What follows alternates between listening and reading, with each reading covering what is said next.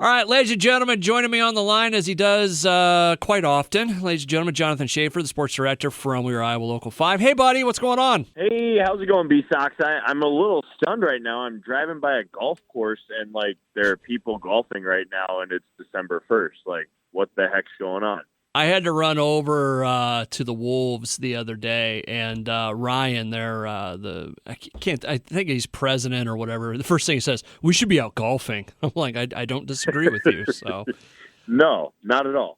Jonathan, got you on. Originally, I was talking about this earlier on the air, but earlier we were going to talk about Iowa and Michigan. That was the original intent of this, and then you have all the coaching carousel stuff going on. You've got players joining the player transfer, the portal.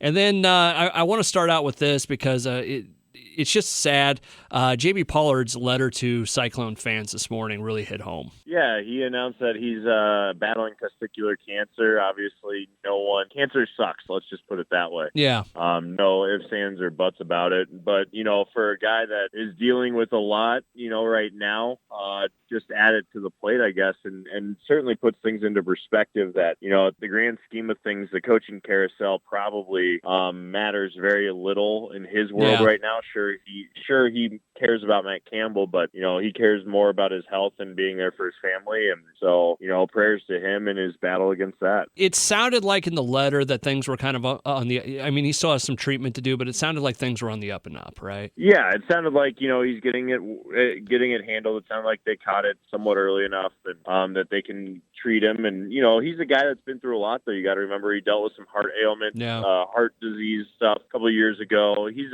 overall a very healthy guy. He's a distance runner. So, but, still, again, puts things into perspective for you that, yeah, you might be having a bad day, but somebody out there's probably got it worse. And yeah. So, just remind yourself of that. Jonathan Schaeffer from We Are Iowa Local 5. And again, just sending our best to Jaime Pollard and his family during this tough time. But like I said, it looks like things are on the up and up, and we wish him the best. So we'll circle back around to what he might be dealing with here in a little bit. But let's start with the big one for this week.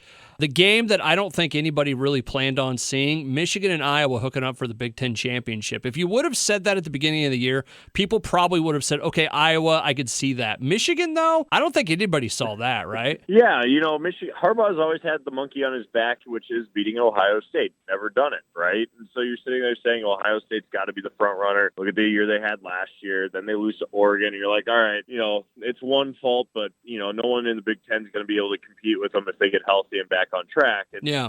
And then Michigan loses to Michigan State, and then it's just like, okay, what's going to happen now? Ohio State's going to go and drub them, and then Michigan says, not so fast. We're going to win on a snowy day in November up in Ann Arbor, and that's exactly what they do. They take care of Ohio State there, and they did it looking really solid on both sides of the football. So, it's going to be fun. I'm excited for it because it means there's a shakeup. We're challenging the status quo a little bit, and means the playoff is going to look vastly different from what we've seen in years past. The interesting thing to me is that if somehow, and we'll break down it here in a second, but if Iowa would somehow pull this off, there's no Big Ten team in the college football championship this year, right? Yeah, I believe that's a safe assumption. It'd be Iowa to the Rose Bowl then, and then I assume both Ohio State and Michigan get at-large berths into a New Year's Day game and see where it goes from there. But yeah, no, I think Big Ten gets left out in that situation. Where it gets really dicey, you've got two SEC teams in the top four right now. You got Okie State at 5 knocking on the doorstep, and then you've got Notre Dame knocking on the door at 6. Too. So, in a crazy world, I do think Georgia wins. I think that's not a crazy world scenario. But Georgia beats Bama. Bama's eliminated. So that then opens the door for Okie State. If Oklahoma State loses to Baylor and then you have another loss by Michigan to Iowa, you're looking at Notre Dame, Cincinnati, Georgia, and then someone else there at number 4. It's very convoluted. It could be crazy. Well, if you're like me, you're praying for chaos right now.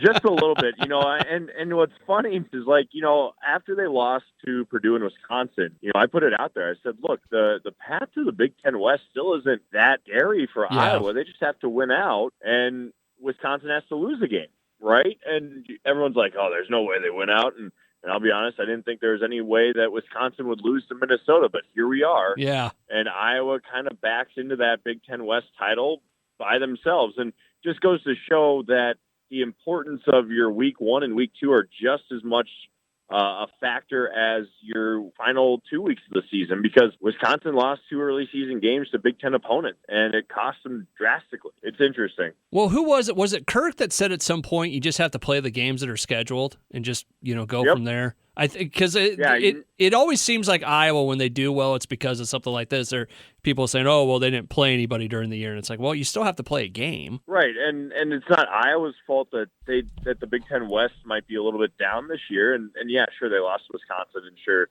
they lost to Purdue. They had 2 bad games, and that was when their defense was probably at their weakest all season. So, that defense is going to be really strong to crack.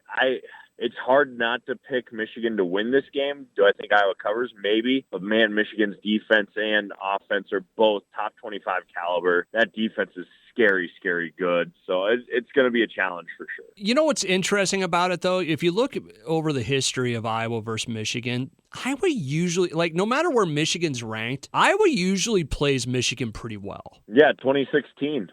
You just have to go back that far to find it, when they beat number 2 Michigan in Kinnick Stadium. And, it was one of those days where everything just went the right way for the Hawkeyes, and some things went the wrong way for Michigan. And that was, I don't know if you remember this, but that was when everyone was making that giant, kerfluffle about the pink locker room, and Harbaugh went out of his way to just dress it down or dress it up, I should say, in Michigan colors to try and hide it. And it's like, dude, you got distracted. So I'll be curious to see how Harbaugh handles all of this week. I know he respects Iowa a ton, so we'll just see and find out how the chips fall, I guess. In their last 13 matchups since 2001, who would you say has the edge?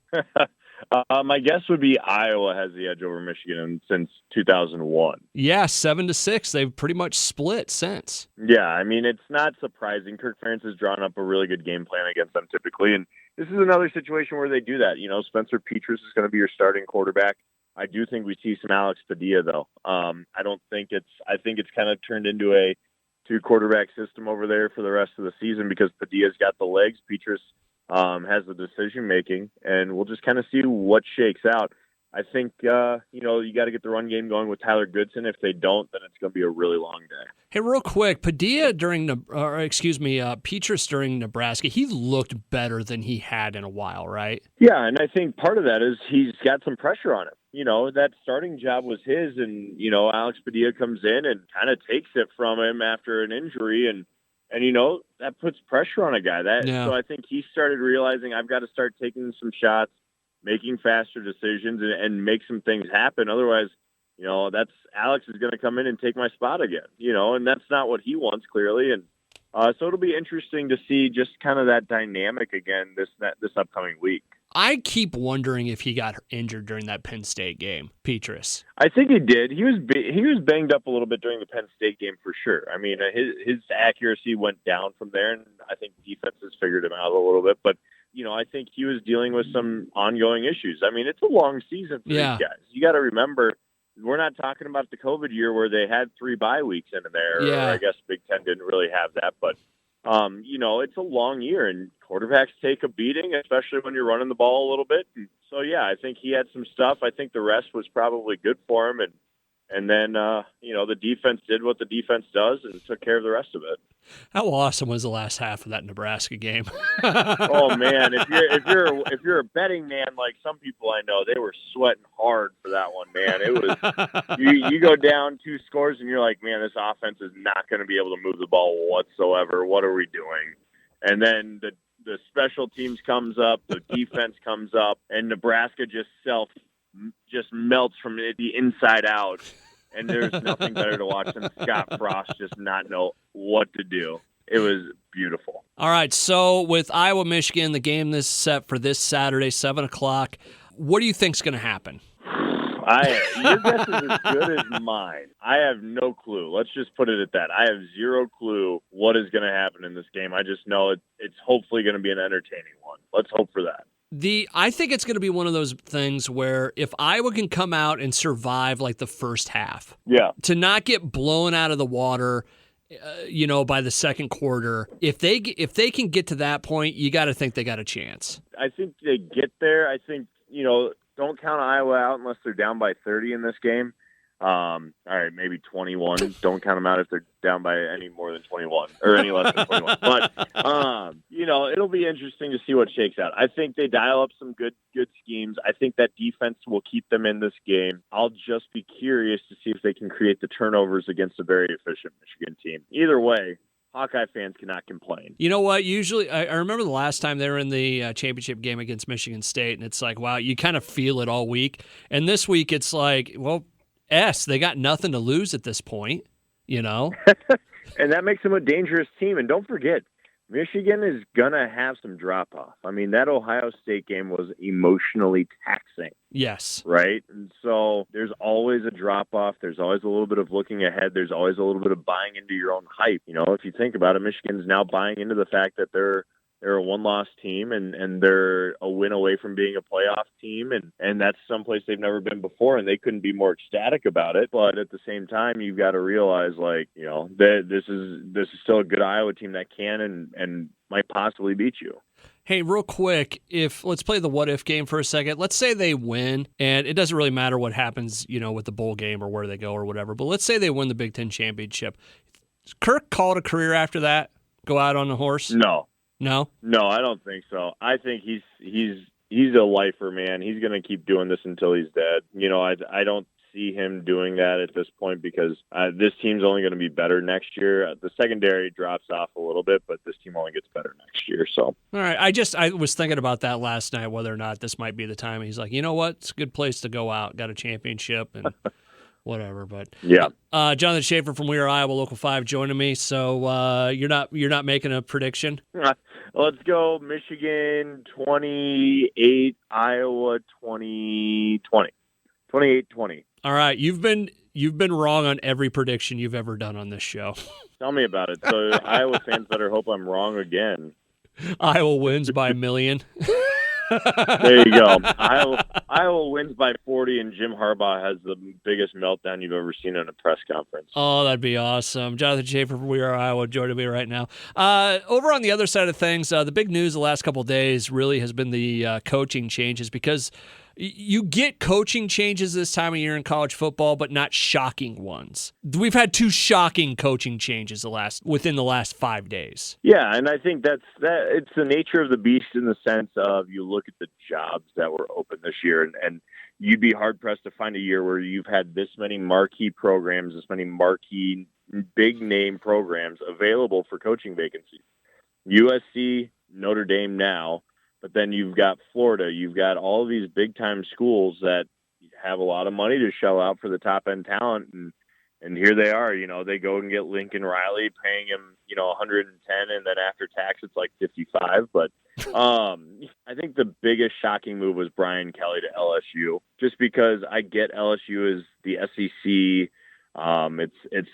It's got a national brand to it, but you're talking about Notre Dame, and it doesn't feel right? And so I'll be curious to see who they land. It sounds like Luke Fickell is the guy they want to get. I think that's a mistake. I think they should promote Marcus Freeman, who everyone apparently loves over there. But what do I know? I'm not an AD for a reason. So, yeah, the coaching carousel has just been bizarre. So now with OU open, I don't think that's a Matt Campbell destination at all.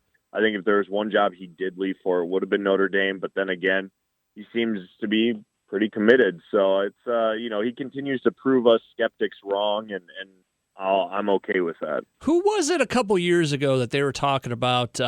It seemed like there was a story out there from like ESPN or Fox Sports or, something like that, where it was like Matt Campbell only leave for like 2 jobs, and it was Ohio State and Notre Dame. Yeah, I think that was a Randy Peterson article was from the it? Register. And that's, okay. Yeah, and that's kind of something a lot of us have echoed that have been around Matt Campbell.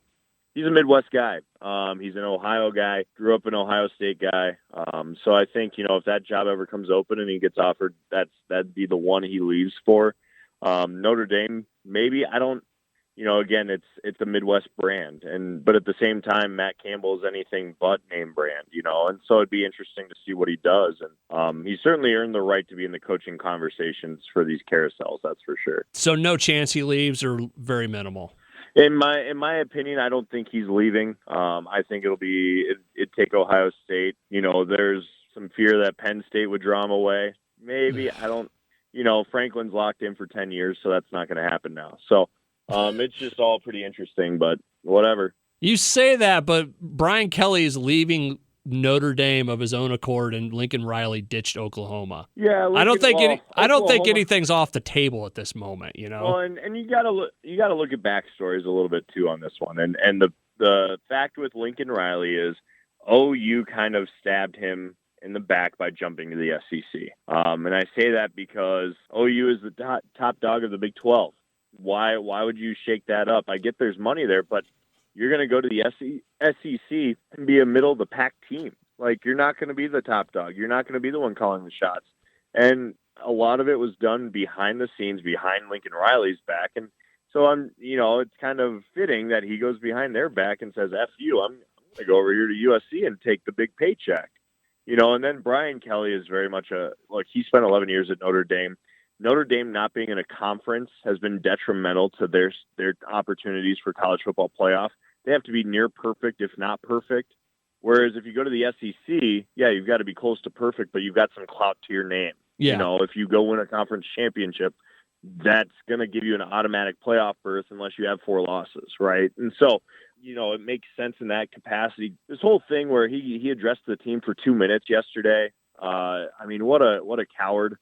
I hate to use that word heavily like that, but if you're gonna spend 2 minutes with your team that after you text them at 10 o'clock the night before, like, give me a break. Did you see the thing today about what one of his, and I can't remember who it was. I saw it in passing.